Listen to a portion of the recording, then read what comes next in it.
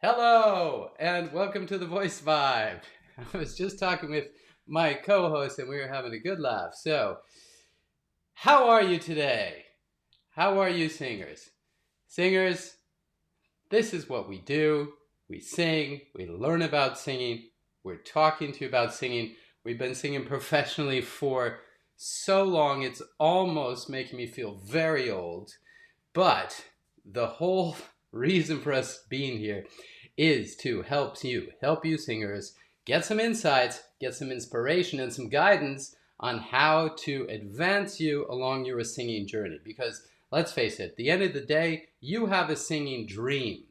It's your personal singing dream. It could be just, I want to play guitar and sing with my friends out on the terrace at a barbecue. It could be, I want to be a Broadway star. I want to be an opera star. I want to be a death metal star, write my own music, singing songwriter. Everybody has their own individual dream.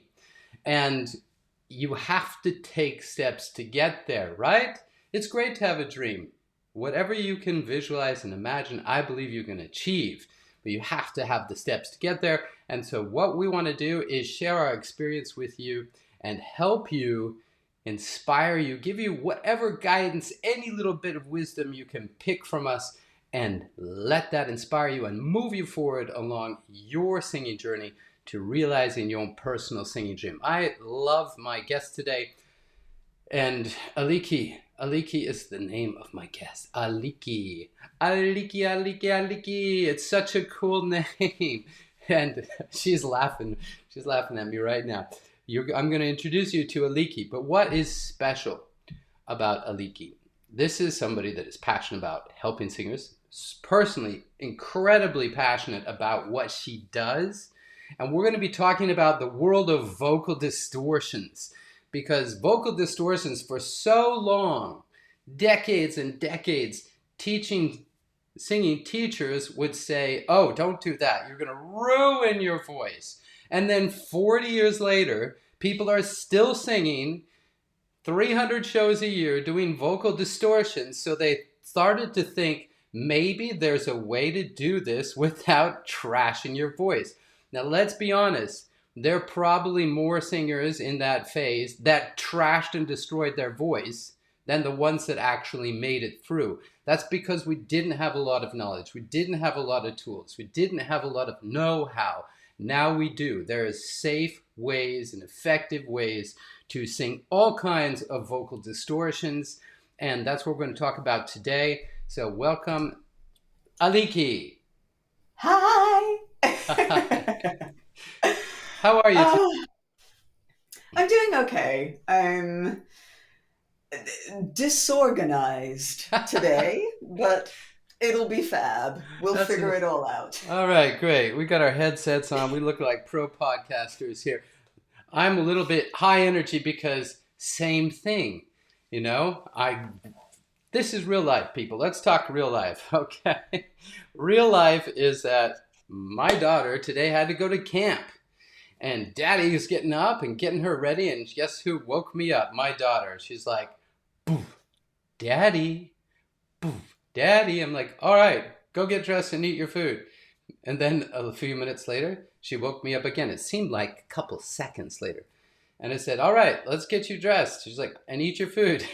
I basically repeated the same thing. And she said, I already ate, Dad. I'm like, okay, great. Come on, let's get you dressed. You know how to do it? Nope, I don't know how to do it. I need you to watch. All right, so helped her out. Now we go to piano practice, right? Piano practice. And I had to be the mean dad today. So singers, we're going to be a little strict with you. Yeah! Play those notes! All right. I'm like, you've been having lessons for 3 years and you can't tell me the difference between a whole note and a half note and a quarter note? And she's like, no, I wasn't that brutal, I promise. My daughter, I love my daughter to death. And because she's just talented, you know, and the whole thing is focus. If we're not focused on what we're doing, it's so easy to get a little bit off. So easy. So in our practice, we want to be focused. So last time we spoke, Aliki, was only a few weeks ago, but the time before that was like years. Yeah. crazy.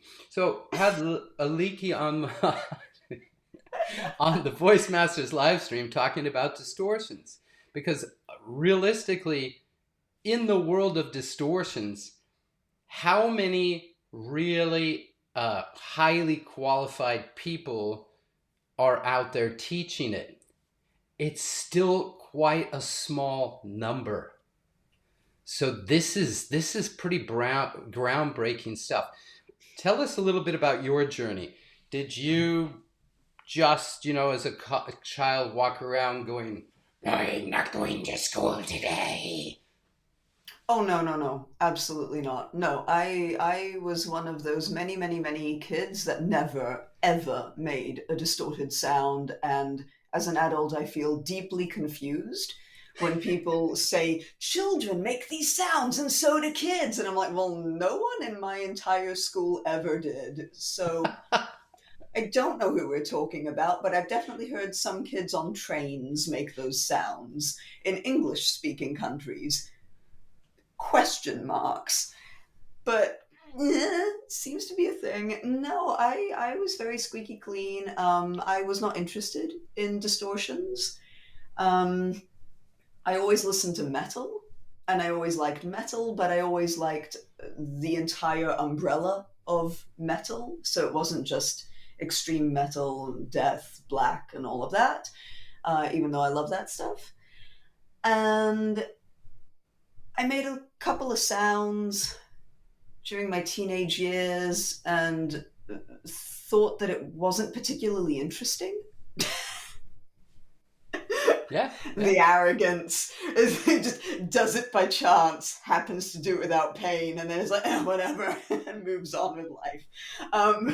But then I was trying to find a band, and I realized that it's very, very, very difficult to find a band when you're a female in metal if you don't make distorted noises, because if you don't make distorted noises, they assume that you want to sing in head voice. And that you want to form a symphonic metal band. So I was like, I would rather be in a death metal band. Let's learn this stuff. So I started learning it. And then I realized that I didn't know what I was doing. And the people who were teaching me, or all the tutorials on YouTube, let's politely say, were garbage and didn't know what they were doing. So I was like, wow, this is really problematic. I can't function this way. I'm too nerdy. I love to be directed mentally rather than through imagery or emotion. I'm like, no, no, no. I want to understand on every level what is going on. And that wasn't really being offered, not because it wasn't available necessarily, just because I by chance didn't find it. Fair enough. That's happened to me. You have to search. And I'm like, this can't be this difficult.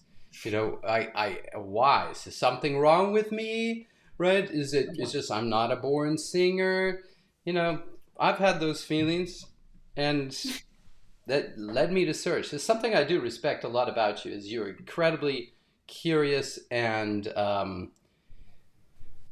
if you wanted somebody to like sniff out truffles for you as a human, Aliki would figure out how to do it. Even though we use dogs and pigs to do that, she would figure out a way, because she's just so relentless in her pursuit of knowledge, and I love that about you. So, never expected that one, did you? I didn't, but I love it. I'm like, yeah, I would. And now I need to stop myself from going down that rabbit hole and not find out how to sniff truffles as a human. Although I do feel a morbid motivation to do this and to go there. I know, it's a little weird. I would love that ability too. I'm a little strange. Okay. But let's say you went into this journey. So what have you discovered, and how has it guided you through your evolution in the past, I don't know, let's say 4 to 6 years? 8 years, So 10 years? How long have you been yeah. really digging into it?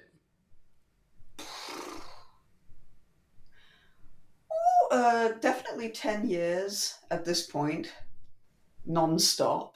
Um, but it's probably been longer. I don't time a concept. Um, the construct. But it's great. It's I great to talk about it because a lot of singers, getting into this, we talked about before the podcast. Most people will write me or in a consultation, they want to sing. They say, I want to be able to do just a really nice light distortion. And I'm like, and I want to be able to, and I'm like, okay, that's great. But they expect they're going to be able to do it in a couple of weeks or 4 weeks or 6 weeks. And I'm like, you have no idea of the control level you have to this. And so when we're talking about you've been into this for like 10 years, gives just, yeah. I'm not saying that now if you knew where to go right in the beginning, the journey would have been faster, right? Yes. Yeah. It would have been faster. I would still I would still be good at certain things and suck at other things. Like there are definitely sounds and distortions that I'm just like, "Ugh." It's like, please don't make me demonstrate this. It's like, I will get you there. I will get you there at breakneck speed, but just don't, not me. I don't want to do it. I hate the sound. I don't want to practice it. Just no. Um, so there is still that. But Okay. I think, I think one of the first things that I noticed going into distortions was that there was incredible bias from both sides. Mm. There was this strange idea from contemporary singing teachers that their style of music doesn't have distortions, Mm-hmm. which was absurd. It is very, very difficult to find any type of music that doesn't have distortions, and a lot of them. I'd say maybe only certain pockets of classical operatic singing don't have as much distortion, but it's everywhere. And then the flip side of that is the people who are into metal and into extreme stuff. Actually, more people that are into rock hearing more distortion than is present. Mm. Mm. So, like the flip bias and Yeah. problem, where, Yeah. people will think that AC/DC is constant distortion. And you're like, the majority of it is clean. It's not distorted for too long. It's like beginning and ends of phrases, words here and there, but a lot of it is just squeaky clean. And then also these weird ideas in more recent years that transforms into a dinosaur and a grandpa, but in more recent years, within quotation marks, with bands like Imagine Dragons, where people will come in and say, how do I do this distortion? And you sit there and you're like, you sing it clean, and then an audio engineer puts a distortion effect on your vocals. That's how you do that one. You don't, basically. Which is very frustrating. But so there's that. And then the second thing that I noticed was different genres have preferred distortions. So it's like if I hear an epiglottic distortion, the likelihood that I'm listening to metal is immediately reduced. Mm. If it's a Mm-hmm. false fold distortion, the likelihood that it's pop is very close to zero. It isn't zero, it'll never be zero, but it's very and I noticed that this was something that was distressing singers.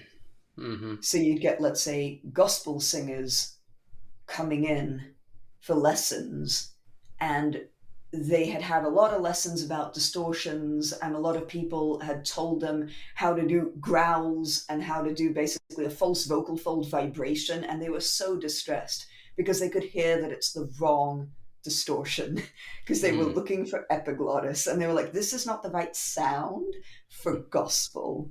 And you're Yeah. like, okay, cool, interesting. I hear you. let's not take you in that direction.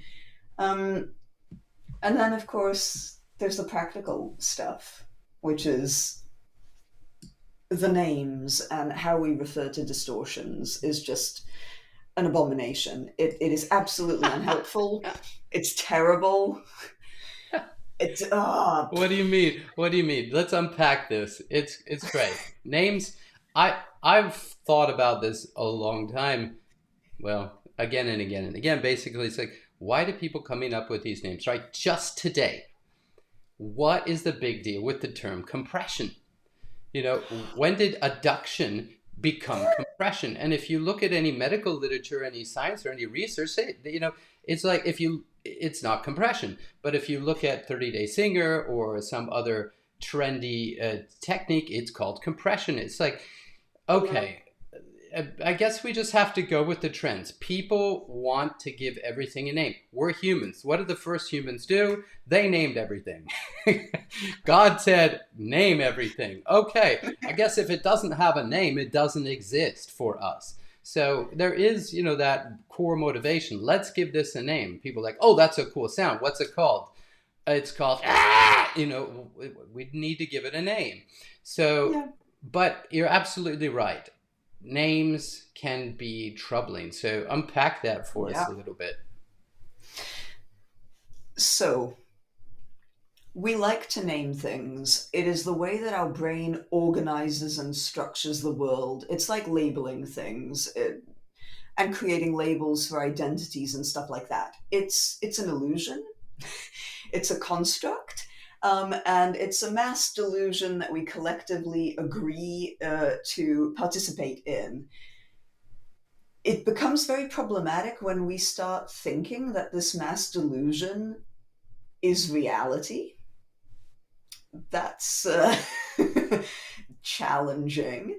It's also very problematic because it creates an illusion of knowledge, or even sometimes an illusion of mastery, where it's like, because I have a word for it, I will now assume that I know more about it, or that it is more familiar or more known.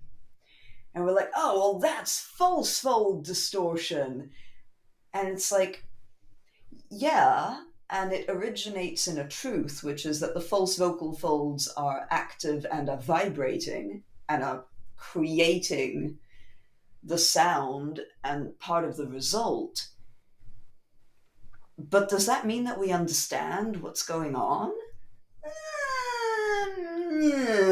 So it's kind of philosophically crossing over into the weird land of metaphysics and stuff, where it's like, oh, metaphysics, and now we think that we know what we're talking about. Yeah. But we have no idea what we are talking about. All we have done is build up this huge delusion, and we're both like, yeah, nodding meaningfully, and no one knows what's going on. So there's that issue. And then the other issue, of course, is that the names and how we refer to things is not standardized, which means that wherever you picked it up from and whoever you're communicating it to, you don't know what you're communicating. It's like if I roll up into a room full of Americans and I say communism, they're not thinking about what I'm thinking of as a Greek person. And we together are definitely not thinking about whatever Polish people lived under. It's just a different construct. So that's really problematic. And we need to go back, in a way, to the sound, which is, what sound did you hear? What does it sound like? Because that in and of itself has so many problems already. Mm-hmm. It has perception of sound. How are you hearing it? How am I hearing it? What's your interpretation of it? What do you think is going on? Does your ear function the way that my ear functions? Just so many problems. And then you're adding a label that's random on top of that. And it's just, how do we even start to unpack the catastrophe that has occurred? Sounds like you've been teaching for a while. Yeah, it's a common dilemma. First of all, it's your dilemma as a singer. You know, other singers saying different names, teachers go to different coaches, they calling things different names. You think you're totally confused. And in the beginning, it's just this cramp, this brain cramp, trying to sort and connect all the dots that you've heard, and then getting to the point where you realize, I really don't know much about this. And then that perception, the hearing, everything, it's an evolution. It's an evolution. So don't stress out if you're on your singing journey. Just accept this. It's really well meant advice. Just accept that you're on a journey. What you know today, you will laugh at yourself in a year or two because you will have evolved. And when you're working with singers, different nationalities, this sounds strange, but I usually say to somebody, to a new client, it's going to take me a few weeks to get to know how your voice, but more importantly, how you think about singing. And what I say, I observe, I like have a couple different approaches. So I'll give one, and then I'll observe what does their brain translate that into action. How does their brain translate what I said into action? And if it's not translating the right thing, then there may be another approach or another phrase or another. And so it is tricky business, right? It's tricky business because we don't get to see. It's real easy. If I say hold up two fingers, everybody can see they're holding up two fingers, you know, but you don't see what's going on the inside. It is thought controlled. So all these things have to line up. And of course, it's our daily ambition and our daily struggle as coaches and it just shows you care, right? You care. You're trying to reach the individual where they are and move them forward on their journey. And you're right, it gets really complex. So, but I love why did you pick the title for this podcast? Because it's a cool title. So I was considering all the information that is out there on distortions, and I was contemplating that very often we don't talk enough about how prevalent they are, which arguably is something that is needed way more for singing teachers. Like, singing teachers really need to understand how commonplace distortions are. Not because they have to teach them, but just because, and I think this has improved massively over the last 15 years. But really, it would be amazing and beautiful if we could all get to the point where when a singer comes in, they're like, I like this sound, there's a distortion in there. We listen to it together. You hear the distortion, I hear the distortion. We're all there, and we can agree on a common reality that the distortion is there. And you don't do this weird gaslighting thing where you say, oh, that wasn't a distortion, or, well, I don't hear it, or the worst one, which is, well, I think that in that moment they made a mistake and they could injure themselves. And it's like, why? Why? And it doesn't mean you're going to lose your student. It's like, have more trust in people. We don't go to singing lessons. Well, most of us, as a student, most of us don't go to singing lessons because we think that that person is a deity. We don't think you're God. We don't think you have all the answers. We don't think that you hold the secret. Unless marketing has worked really well for us and we're deeply confused about reality. But hopefully our brains are functioning and we don't think that you have the secret. We just think that you're more knowledgeable than we are. So we come in as students and we want an interaction, a communication, a relationship. We want someone to see, where is my voice at the moment? What can I do?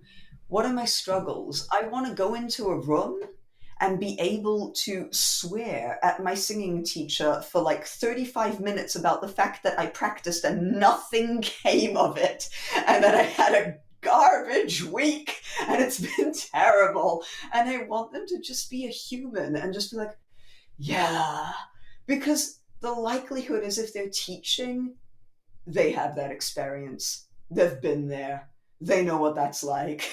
They didn't just sail through life doing fabulously the whole time.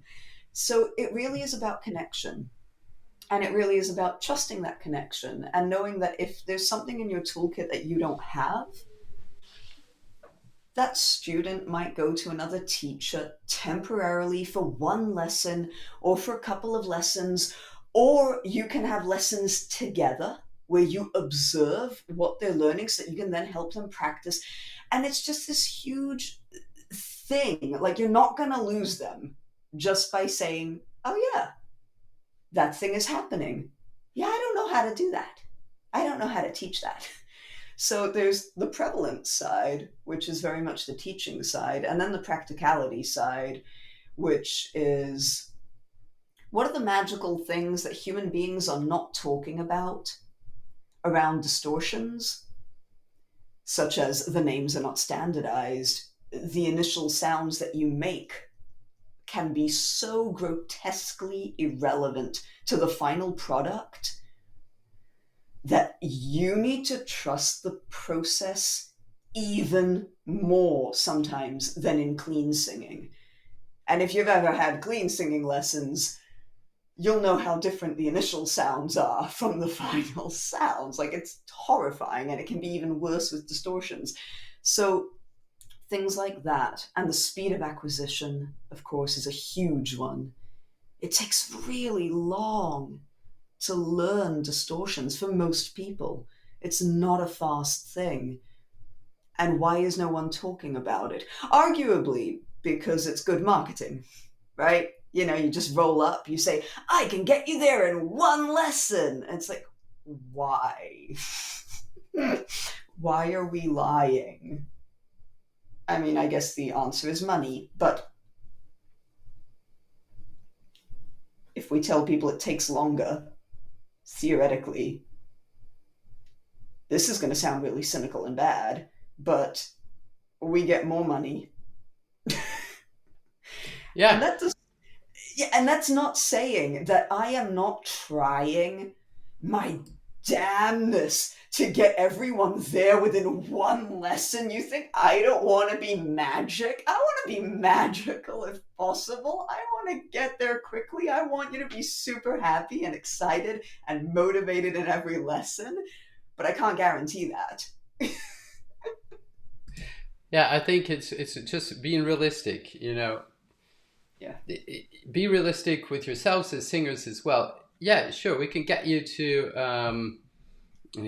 I just sometimes like to add things to broadcasts. Unfortunately, can't really read that, can we? Let's see. I'll have to change the color.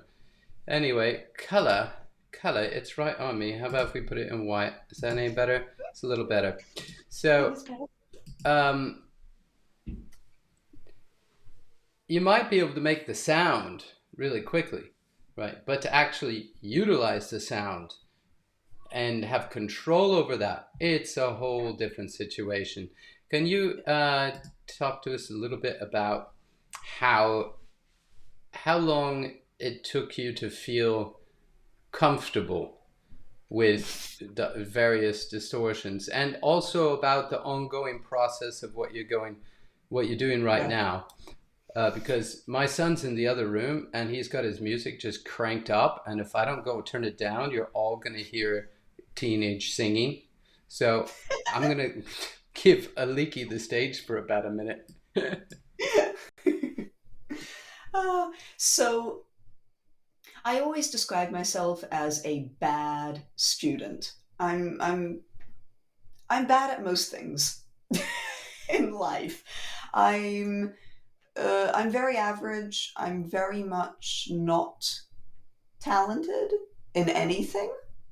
If there's anything that I'm microscopically better at, it's thinking. I'm okay at thinking, but in general, incompetent. So for me, all distortions and everything that I do took me years for a basic false fold noise, like a really, really simple, which you might not think that that's simple, that is way, way, way easier, and I can get you there much faster than I can get you to clean singing with a tiny bit of grit.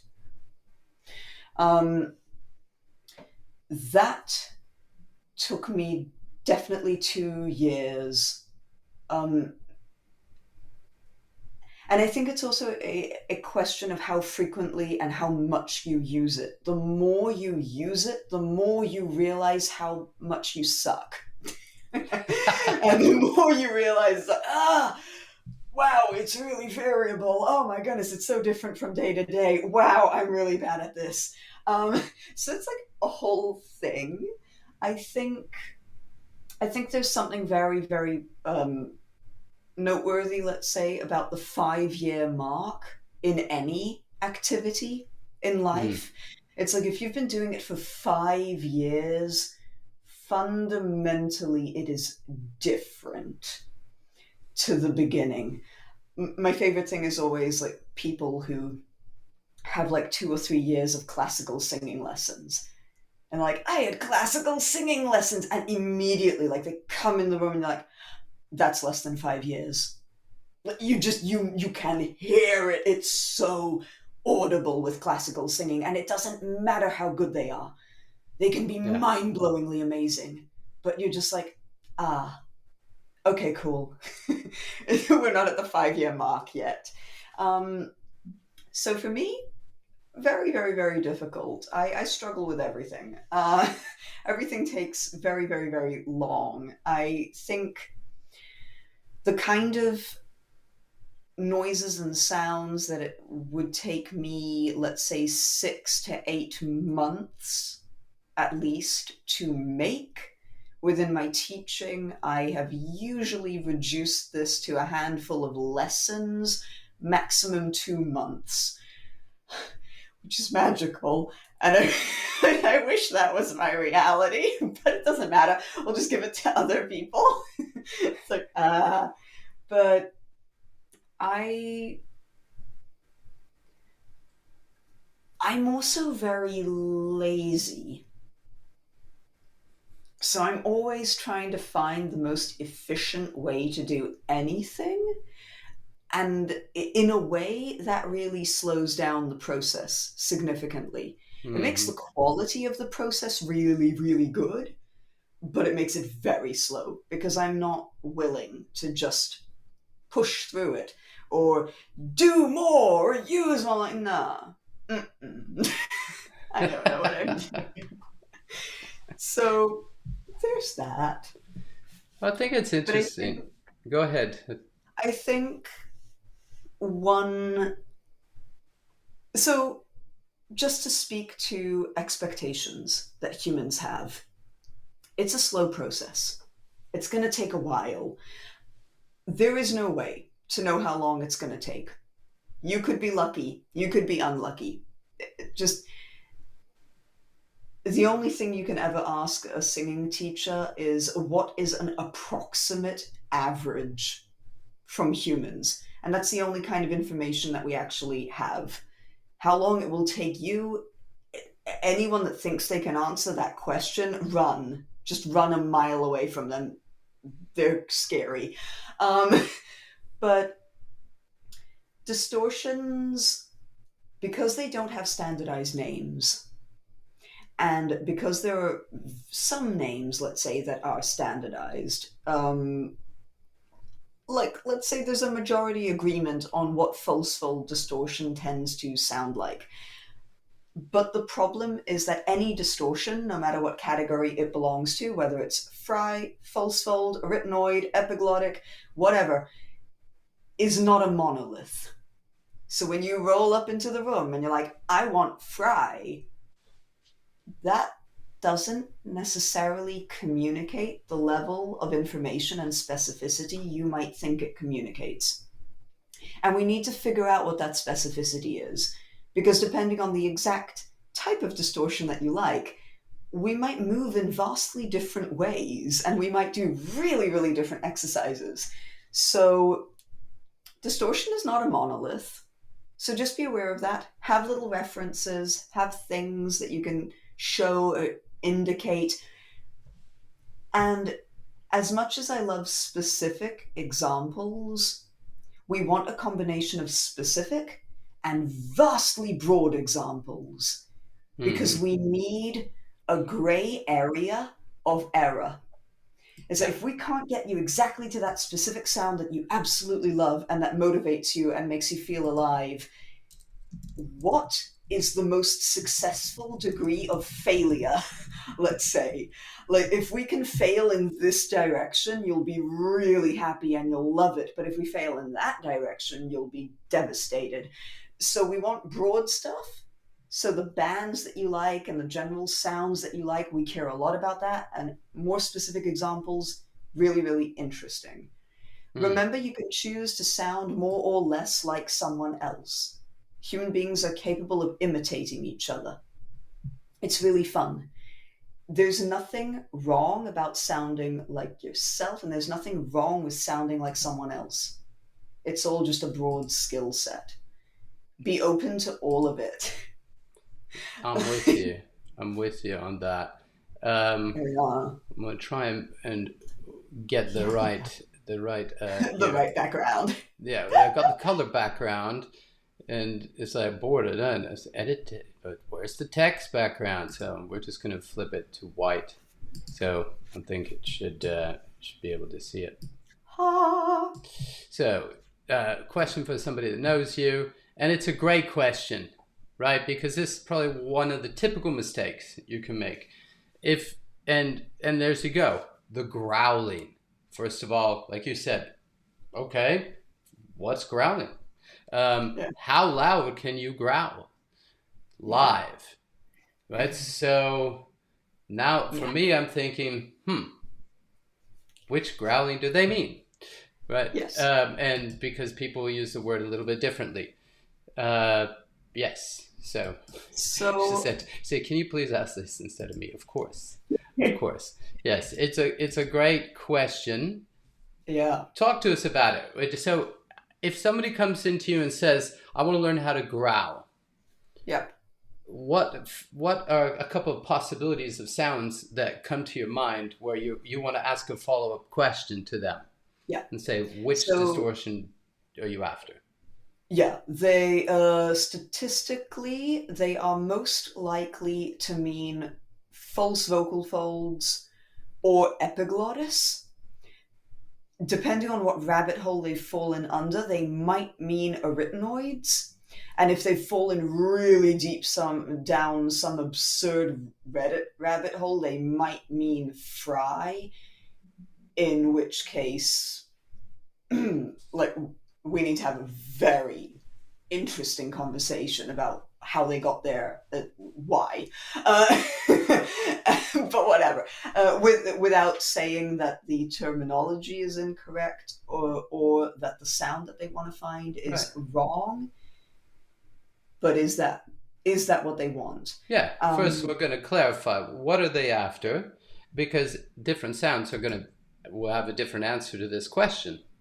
Yeah. Then we So, need to figure out, like, let's say if it's false fold distortion, because as mentioned, no distortion is a monolith. What do we mean? Do we mean 80s Swedish death metal? Do we mean the Florida sound? Do we mean deathcore? Do we mean Opeth? Wide and loose and really hollow, tunnel like, and just beautiful? Or super crunchy, gnarly, nasty? Most people would think deathcore. It's a question of, do you want it to be socially acceptable or unacceptable, which moves the needle from deathcore and death metal, or grindcore and like noisecore and all that stuff, where it's like now you sound like you're vomiting and dying at the same time. I'm gonna get really excited, but no one else is gonna like what you're doing. So prepare yourself. Fun.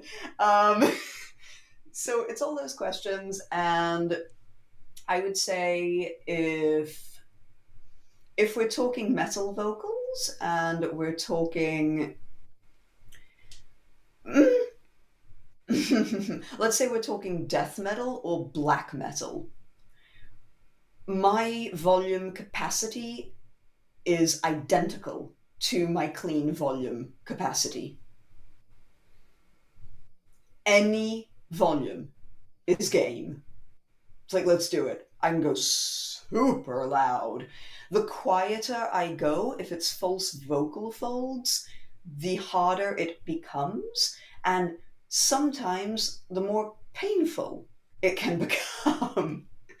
So that one's weird. With Fry, it's usually the opposite. So usually not much volume, just meh here, very dependent on the microphone, which also restricts the genres it can reasonably be used in a live setting. Yeah, let's jump on that. It's a great question that Satu has, and I'm sure a lot of people have this question. So let's talk about the illusion of volume in using distortions, because most people, they'll come in and like, it'll come to me in a second. Everclear. Most people will come in and they have this illusion because of the intensity of the music and the sound and way it's all layered together. It is designed to make you go, just really pump you up. And so when you want to sing, you want to like put so much force behind it because the music is putting that energy into it and you feel that drive inside. And then when you break it down, most people are really shocked at how much lower that volume is. I love what you just said. Clean singing volume. Don't try and get louder. I mean, as a general rule, perhaps. But that there's this drive, there's this perception drive in there that you've got to just scream your lungs out. And your voice is going to pop out of your mouth, basically, if you try and do that. You're going to trash yourself. So you've got to recognize the fact that this clean singing, I'm so happy you said that, plus the distortion creates an illusion of crazy intense volume. Yeah. I think in relation to volume, this is the one thing, like if I had to mention what is the major benefit that classical singers have, it's their understanding of volume and their knowledge of volume and how to produce volume and this awareness that volume and force are irrelevant. If you need more volume, it kind of works in waves. The voice works in waves. There will be a moment where you're not giving it enough volume. Everything is, let's say, too under-energized, and it's never going to happen. You're not going to get a distortion. You're not even going to get the clean sound that you wanted necessarily. It's too little. Then you've got more, which might function. But then if you go too far in that direction, the sound starts to become quiet again. So if you're going maximum force, a lot of muscular effort, a lot of muscular engagement, and the sound is not loud, you've gone too far. If you give it less and less and less, it'll probably get louder. That is weird. Things need space to vibrate. Yeah. If you squish things too close together, they can't vibrate as easily. So it's just physics 101. If you want it to go in the wind, don't squeeze it together so that it can go. Like, don't do that. That's not going to be loud. Just relax it up and let it go. Yeah, love it. I love it. Okay, so we're going to have to do another meetup because we've got great questions and just coming for the microphones, how much they affect your growls. Oh my gosh. I mean, I think personally, in my experience, people that are really good at effects and the whole metal and death metal and the genre and the exploration, nobody is using acoustics more and microphones more than this genre. It's all about those internal acoustics and how they then are mixing into the sound. So microphone, huge impact. Normal singers don't really understand how to use microphones, is my experience. You know, Yeah. so how much do they Yeah. affect your growls? What? Well, So it depends massively. It depends on the sound that you're using. Like, I would say, as a good baseline, if you're doing anything fry related, massive. You are nothing without the microphone. You rely on the microphone like no other singer does. It's at the level of like Billie Eilish. It's like, if we take that mic away, you are doomed. There's nothing you can do if you've chosen that type of production. For false fold, it varies massively. So I feel like relying less and less on the microphone is like a badge of honor in metal. It's the way that you kind of separate who's really good. Because if you're really good, that microphone should not be making much of a difference. Like, if you're really, really, really solid. But does the mic make a huge difference? Yes, it does make a huge difference, which is also why you get those pockets of especially old school metalheads really vehemently hating on vocalists who cup the mic because you're cheating. Like, you just don't sound like that. And you might as well put a distortion effect over your yeah. voice. Like, why not if you're going to do that? Um, so it's like simultaneously, it has a massive effect. And at the same time, for some people, depending on what they're thinking of and what they're imagining, no, the mic doesn't actually do the work for you. Yeah. And it No, can have almost no effect. So I it, agree. it really depends on what you think Maybe is we can happening. give some. We've got a couple interesting requests, but basically, say sing. I want to hear some stuff because we're having. Um, so you might be able to respond to this. You guys, I'll just be straight up. We're gonna have to move on because we have a live coaching call, and if you want to join the live coaching call, this is how it works. So I have a private singing community called the Vibe, and the Vibe. This is the Voice Vibe, and in the Vibe community, it's an online community, and we do a masterclass with coaches like Aliki that are here on the live stream. So it should be a link in the description. You just go check out the Vibe. You can join. We have a live Zoom call, and we'll be going into detail and working with singers and do a lot more singing there in the next hour. But let's talk about that. Okay, I haven't done this for a long time, but if I'm going to do, let's say, a big volume sound, let me give an operatic sound. Oh, okay, that sounds pretty comfortable for me. Now, if I want to add like a full on, oh, I'm pretty much doing the same thing, but it costs me more physical energy for sure. I'm not doing this every day. So that for me felt like that was really, really heavy. So if I'm going to lighten it up, I'm not getting the same looseness.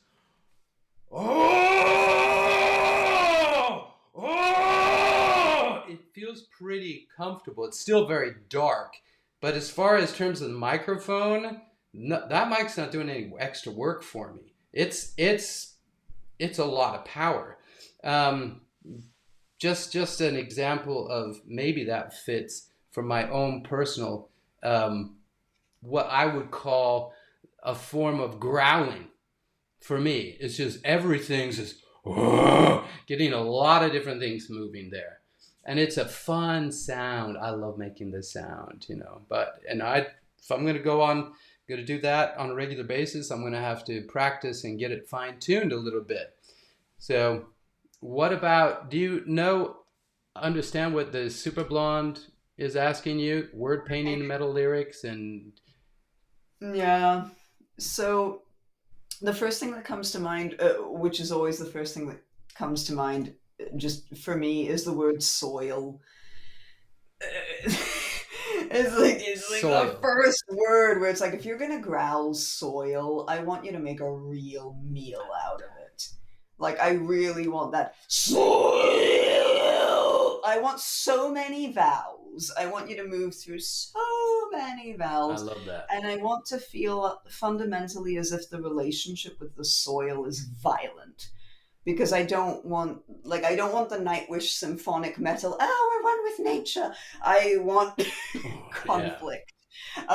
If I'm doing death metal, and I want the really violent aspects of nature and the brutality of death, uh, and how terrible life can be, and I want all that weight.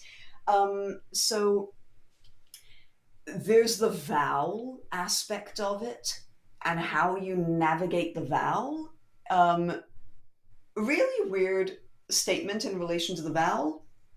Be careful how you navigate the vowel. If you navigate the vowel in the style of Lamb of God or Arch Enemy, by Arch Enemy, I do not mean with Angela Gosso, I mean with Alyssa. Both these two singers fundamentally navigate vowels the way that punk singers do. Now, I personally love punk, but it's a question of, do you like punk or do you not like punk? Because you might not want that. Hmm. um, I think generally Opeth and Death are really good references. Chuck Schuldiner just navigates words in such a fabulous way. He's wonderful to listen to. If you're looking at cleans, you can do consonant hitting, which immediately, like, first person that comes to mind is Bruce Dickinson, Iron Maiden. You know, like when he rolls into Aces High, he doesn't go, there goes the siren that warns of the air raid. He spits all the consonants. So it's, there goes the siren that warns of the air raid. And that's also how he gets the distortion. It's the distortion of consonants, not necessarily any laryngeal distortion that he's doing on purpose. Um, so let's see. Matching melody distortion with the words and the lyrics to enhance the emotion. Yes. Fun. Yeah. Yeah. Well, I want to keep going and going and going and going. What I love, but we gotta go. Ha! There you go. Everybody's going somewhere, and when they get there, they're going back, and then they're going somewhere new, and we're gonna go somewhere else. Come and join us. I love the example you just gave and saying go through, really chew the word, because you this is the key factor in all forms of singing. But when you're using the acoustics in there, you didn't chew the word so much that it left the spot. You're just figuring out how to turn these vowels around in that same acoustic chamber, and that is so valuable. Every singer needs to do that. It's the main key to keeping a consistent sound, a consistent resonance, a consistent style. If you're leaving it, you're going to not have any consistency. If you leave it in metal singing, it's probably going to snap and hurt for a moment, right? You just left the zone, and then the system's just like going to react.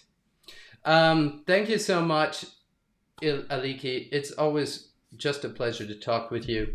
The prevalence of distortions, they're everywhere. And They if we are. can embrace them as just part of life and learn how to recreate them in a healthy way that doesn't cause us pain, we're doing a really good job. So just remember, pretty much every sound that you can make can be done in a healthy way. Liki is one of my favorite experts in the world. So if you really want to dig into your distortion monster, bring some time. I mean, this is something I teach, but like Aliki said as well, I have my limitations, my areas of specialty. So if I'm going to go into all the fine tuning of fry screams and just continue, I'm probably going to defer to someone like Aliki because that's just not my bag. But getting, working with singers on Distortion is something I love to do. It's so much fun. So thank you for being here. Give yourselves time, singers. It's an evolution, and it's better to start slow and really not have any holes in your fundamentals if you have a high expectation. You want to be doing this for years and years and years.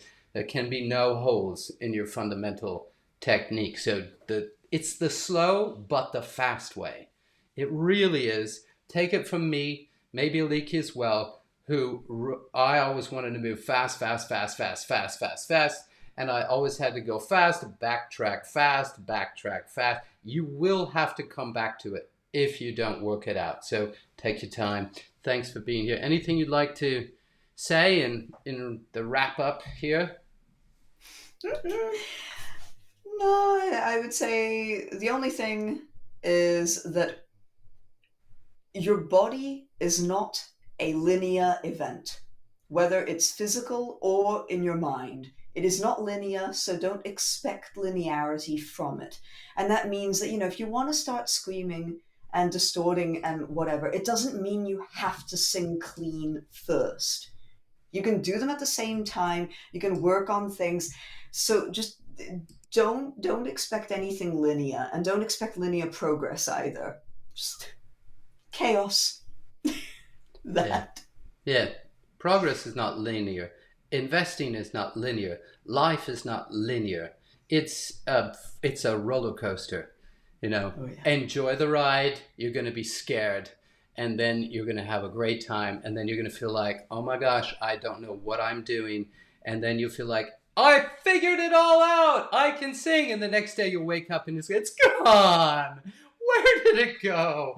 And it might take you months to get that back. But the good news is, when you're looking for pots of gold under the rainbow, a lot of things are illusions. But when you really just do this systematically over time, you will be able to wake up and sing whatever you want, and at the same time know that you're not going to go on stage like that because you can do it better, and you're not going to wake up and sing, right? But you'll still be able to wake up and just nail it any time of day because you will understand. You will have developed that. So keep going, guys.